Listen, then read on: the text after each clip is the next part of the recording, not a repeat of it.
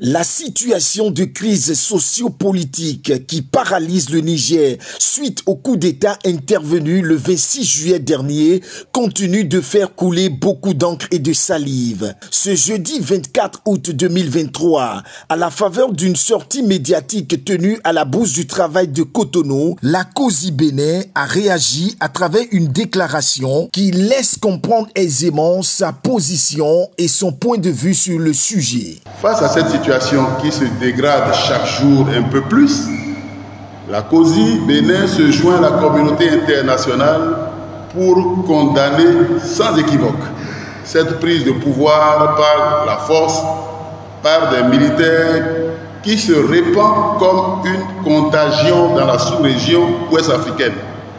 Le pouvoir légal, c'est dans les urnes et non au bout du fusil. La COSI Bénin, tout en condamnant fermement le coup d'État au Niger, invite la CEDEAO dans la recherche des solutions à écarter la thèse d'une intervention armée et à recourir exclusivement au dialogue et aux pressions de toutes sortes pour une issue heureuse à cette crise. La COSI Bénin pense que l'option de recours à une intervention militaire serait un saut dans l'inconnu et une aventure périlleuse qui pourrait déstabiliser toute la sous-région et avoir de lourdes conséquences pour tout le monde, aussi bien pour les pays qui constitueraient éventuellement cette force que pour le pays assiégé, car nos peuples sont des peuples frères et nous avons les ressortissants béninois au Niger comme des ressortissants nigériens au Bénin. Il en est de même pour les autres pays qui ont aussi des liens séculaires avec le Niger. De plus, en notre pays, le Bénin et le Niger, il y a une interdépendance économique dont il faut tenir compte et grand compte avant d'envoyer des troupes combattre à Niamey. Deux autres points ont été abordés par Noël Chadaré au cours de cette sortie médiatique, notamment le saucissonnage des primes de rentrée des enseignants et la situation des AME qui jusque-là restent plongées dans une attente à n'en point finir.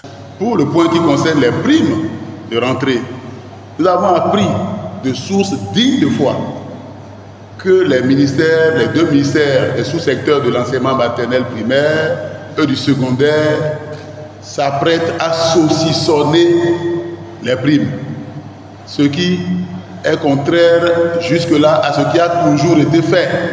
Les primes sont données en bloc. Toutes les primes sont données en bloc d'un trait aux enseignants à la veille de la rentrée ou le jour de la rentrée.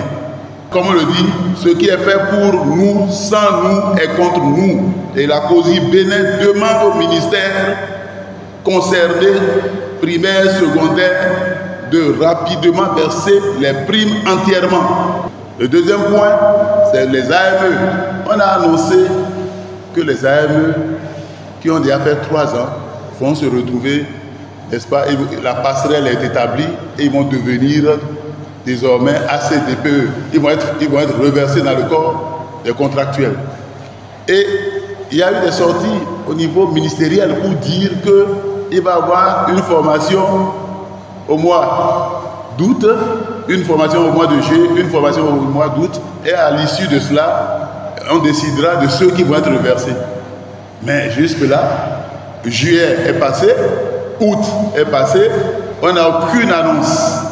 Et les intéressés sont là, attendent dans l'inquiétude. Le gouvernement doit pouvoir communiquer autour de cela. Nous appelons le gouvernement à nous dire, la rentrée c'est dans quelques semaines, dans 3 semaines ou plus, on sera déjà dans l'effervescence de la rentrée.